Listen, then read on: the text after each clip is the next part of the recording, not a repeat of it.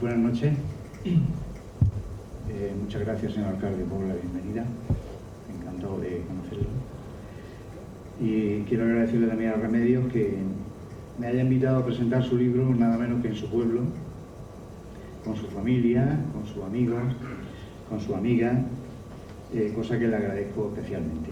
Bueno, ya he hecho alguna presentación, pero en esta tiene un plus de agradecimiento.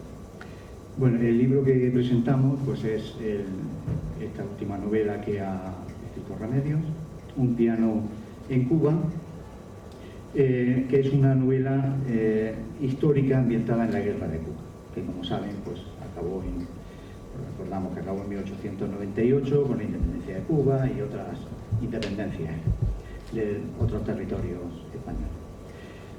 Bien, creo que Remedios con esta novela ambientada en la Guerra de Cuba, lo que ha conseguido ha sido convertir la Guerra de Cuba en nuestra Guerra de Cuba, porque ha trasladado el relato a Cuba, pero desde el Valle de la Almanzora. Es decir, ha transformado algo que ocurrió en algo que nos ha ocurrido a nosotros, a la gente de la Almanzora, desde Serón hasta la Cueva de la Almanzora. De aquí, ¿cuántos cientos de soldados no hicieron la mili en Cuba? ¿Cuántos no murieron? Personas jóvenes que unos murieron, familias que se rompieron, todos tienen su nombre y apellido. Los que volvieron bien, los que volvieron tullidos y los que no volvieron. Son personas del Valle de la Almanzora con nombres y apellidos. De manera que la frialdad de los textos que podemos encontrar sobre la Guerra de Cuba, cuándo empezó, qué batallas hubo, qué generales participaron, cuántos soldados fueron, cuánto nos costó, pues ella lo ha convertido en un relato cálido y humano, con nombres y apellidos y recordando los sitios de aquí que no son absolutamente conocidos. Por eso he dicho que más que la Guerra de Cuba es nuestra Guerra de Cuba. Bueno, como novela histórica, pues está basada, digamos que en dos pilares, ¿no? Unos son los datos históricos y otro, pues, el relato de ficción en el que la autora, pues, mete los personajes que cree que tiene que meter. El por qué, pues seguramente ya nos dirá algo ahora, yo no le voy a decir nada. Y les hace decir a los personajes pues lo que ella cree que tienen que decir y les hace pasar las vicisitudes que ella cree que tienen que pasar dentro de la historia de la Guerra de Cuba. Como datos históricos, es una novela muy trabajada. Juan, que es de historia, lo sabe mejor que yo. Las fechas son exactas, los reyes, reinas, ministros, generales, cualquier otro tipo de acontecimiento está basado en documentos históricos y trabajados. Especialmente quiero recordar al general Segura, un militar de Cuevas que llegó a general de división por méritos de guerra en la Guerra de Cuba. Empezó pues seguramente de capitán y acabó de general de división. Aparece su retrato aquí y un retrato que también está en el Ayuntamiento de Cueva de la Almanzora, por si alguien tiene la curiosidad de verlo. Todavía queda un familiar cercano del general Segura Campoy, ya muy mayor, pero en fin, que todavía nos queda alguien que nos puede contar algo de la Guerra de Cuba, aunque no estuviera presente, pero sí de alguien que directamente se lo contó. Bien, por supuesto aparece como datos absolutamente documentados el número de soldados, batallas concretas, los cambios de gobierno, todo el curso de la guerra.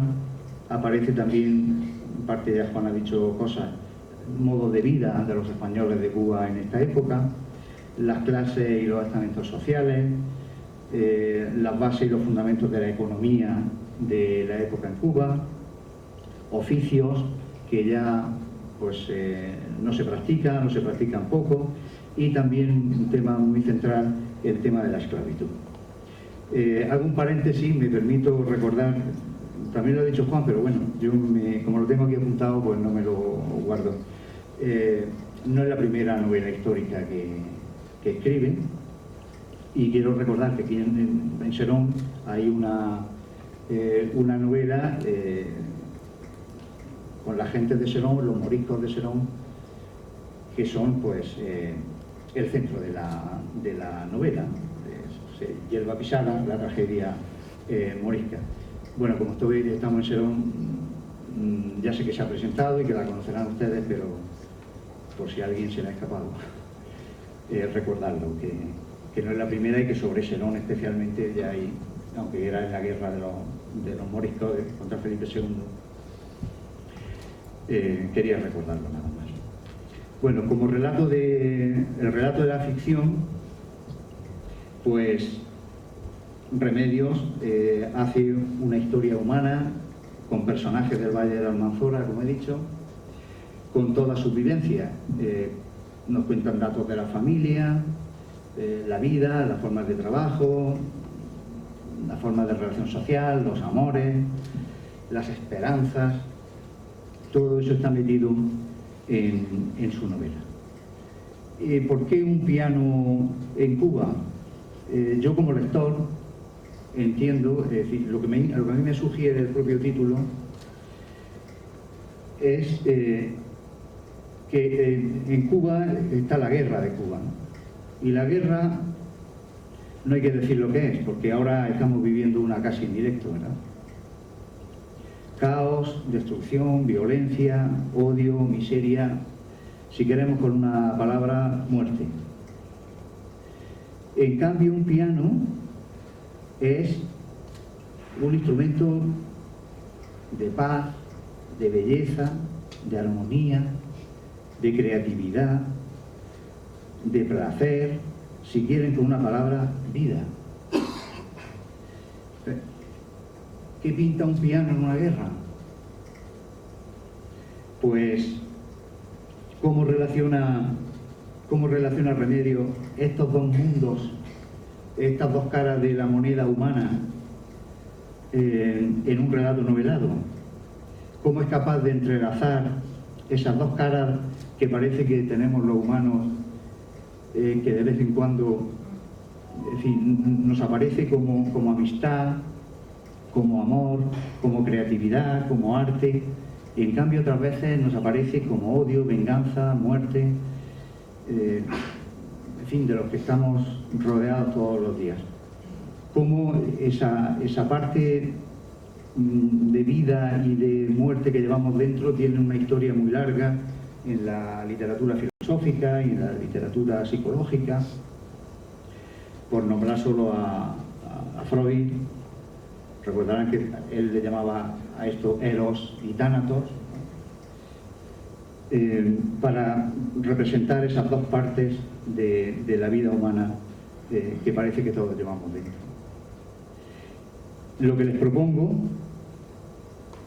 es que descubran, con la lectura de esta espléndida novela, de este relato apasionado y apasionante, cómo se relacionan esos dos mundos, cómo puede un piano relacionar toda la creatividad humana con la parte más miserable del ser humano, que es la guerra, la violencia, etc.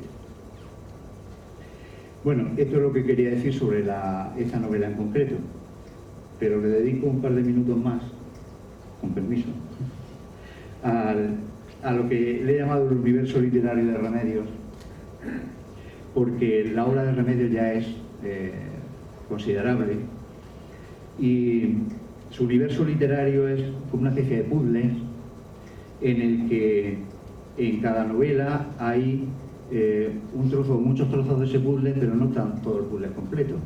Esta novela es magnífica, pero en otros escritos suyos hace hincapié en otras cosas, hace más hincapié, por ejemplo, en el tema de la mujer, tema de la esperanza, otro en el tema de los recuerdos, otro en el tema del amor, en fin, de miles de cosas. Y quería pues dedicarle un poquillo, unos minutos a la obra en general de Remedios. Toda su obra, también lo ha dicho Juan, y incluso el alcalde también ha hecho referencia a eso, es una denuncia. Ella aprovecha la literatura para denunciar injusticia, para denunciar miseria, la esclavitud y sus formas, que no nos olvidemos que la esclavitud no es solo la que aparece en un piano en Cuba, ni es la de los romanos, ni es solo la del mundo antiguo, que la esclavitud parece que no nos la quitamos de encima tampoco de ninguna manera. Y también la situación de la mujer es uno de los temas fundamentales, porque la mujer a fin de cuentas sufre como dos veces, lo sufre todo dos veces, o el doble, ¿no? Si hay una guerra, sufre el sufrimiento del soldado y el de la madre, o el de la esposa, o el de la hermana, etc., ¿no? Bien, otro tema es el tema que aparece mucho en su obra, es la educación, como el único camino, el único fundamento realmente que nos va a conducir a la igualdad y a la libertad. Estos días nos están recordando en los telediarios que los talibanes hace un año volvieron al poder en Afganistán. Remedios tiene una colección de poemas, Lágrimas de Afganistán, en la que expone esa condición de la mujer en esta tierra, ¿no? Y hay dos cosas que me llaman a mí personalmente muchísimo la atención y que le propongo pues para que, en fin, si alguno quiere dar una vuelta. Una es, primero, los colegios se suprimen. Las niñas ya no van a los colegios, ya no hay escuelas, ¿no? Lo primero, quitar las escuelas. Y lo segundo, quitar la música. ¿Se han fijado ustedes la manía que tienen los dictadores con la música? Es una cosa que llama mucho la atención. A mí siempre me ha llamado mucho la atención. Que llega un militar, un golpe militar, música militar. Se ha acabado toda la música. Que llegan los talibanes, la religión, se ha acabado toda la música. Música religiosa. No hay nada que música religiosa. Y te cuesta caro como te encuentren con otro tipo de música. ¿Qué tiene la música para que todos los dictadores tengan vayan a por ella como van a por la educación? Bueno, seguramente la música nos toca el corazón y es por eso, ¿no? Los colegios nos tocan la inteligencia y la música el corazón. Por eso hay que acabar con los dos lo antes posible. Toda su obra está los recuerdos, los reencuentros, relata reencuentros cada vez que puede. Yo creo que le encanta relatar reencuentros, quizá porque en los reencuentros está también revivir, ¿no? Dejar atrás cosas que nos han hecho infelices, y los reencuentros vuelven a darnos la esperanza para una nueva vida. No se olvida de la amistad ni de la lealtad. El paso del tiempo, quizá por mi formación, me llama mucho la atención cómo relata el paso del tiempo, y desde luego nos llama siempre a un compromiso ético. La dignidad está muy presente en su obra, el amor, la inocencia. Le leo una frase de Rojo y Azul, que es una novela en la que relata la guerra civil en Almería, vista desde una niña de 7-8 años, ¿no? Y cuando sale a la calle con su madre o con una vecina, pasan unos soldados, unas personas con fusiles y con escopetas, y le dice a la niña: esos son malos. Y la niña pregunta: ¿y cómo sabes tú que esos hombres son malos? Yo, por mi profesión, he tenido que dar ética muchos años. Y esta frase me impresionó. ¿Cómo le explicaría yo a alguien, a un niño, que me pregunta, ¿y ese que va por ahí, cómo sabes tú que es malo? Porque si nos cruzamos la acera, si nos cruzamos de color, si me voy del rojo al azul o del azul al rojo, el que ahora era bueno o es malo. En fin, para pensárselo también. Bueno, la libertad es uno de sus temas más queridos también. El respeto y la tolerancia aparecen también siempre.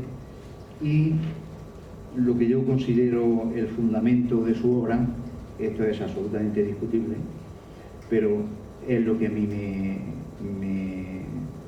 me dice su obra, que si tuviéramos que establecer los cimientos, es decir, bueno, cuáles son los cimientos de la obra de Remedios, yo diría que es la esperanza.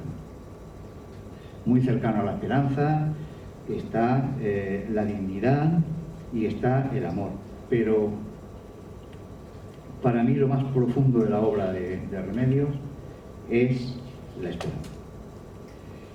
Y ya sí que termino con una frase que he entresacado de toda su obra. Por ejemplo, del paso del tiempo, aquí en Un piano en Cuba dice: a sus padres les nota el paso de los años, el paso de unos años de ausencia, o sea, que la ausencia deja huella en la cara de las personas. Ese paso del tiempo no solo habla de las personas, por ejemplo, en su rostro había nuevos surcos de tristeza que antes no tenía. O para las cosas, se acaban los sonidos del campo, cuando habla de un cambio de estación. Se acaban los sonidos del campo, de la cigarra, desaparecen las mariposas. Sobre el tema de la esperanza les leo lo siguiente: mi escritura germina en los surcos de la esperanza. Envidiaba a los árboles porque eran capaces de renacer cada primavera. De cualquier forma, cada mañana hay una promesa de sol. Y otro: se olvida la esclavitud sumergida en la hierba verde de la esperanza. Sobre la dignidad, un texto que muy bonito, para mi gusto. A veces comentaba mi madre que había pobres, más pobres todavía que los que veíamos pidiendo por las calles. Eran los que no eran capaces de salir a pedir porque su dignidad se lo impedía. En Juego de Espejos. Bueno, sobre la mujer, ya hemos dicho, todo lo que hemos hablado de la situación, de la denuncia que hace, solo que en Lágrimas de Afganistán, y por recordar ahora también lo de Afganistán, le hace decir en un poema a una mujer afgana: lloro porque no soy mujer, sino una cárcel andante. Y en relación a la libertad, y termino, yo tengo el alma libre y no quiero ser oveja de ningún rebaño. No tengáis miedo de cargar con el espléndido peso de la libertad. Muchas gracias.